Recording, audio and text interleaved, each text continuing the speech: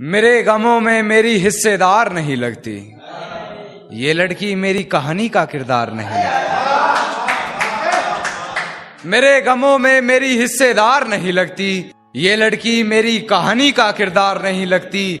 उसकी फिक्र करूं तो हुकूमत बताती है, उसकी फिक्र करूं तो हुकूमत बताती है। यार ये लड़की मुझे समझदार नहीं लगती,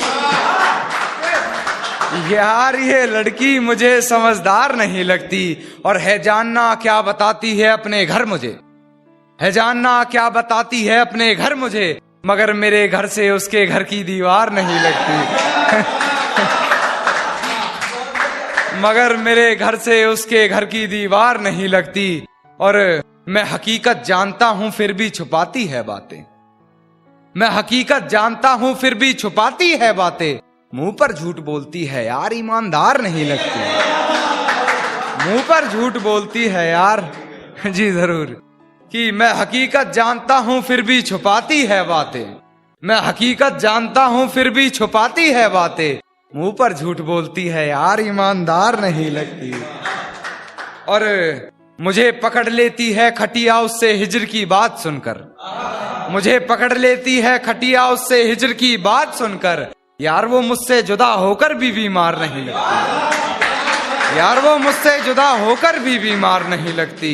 और मुझे झुकना पड़ता है उसकी गलती के आगे, झुकना पड़ता है मुझे उसकी गलती के आगे।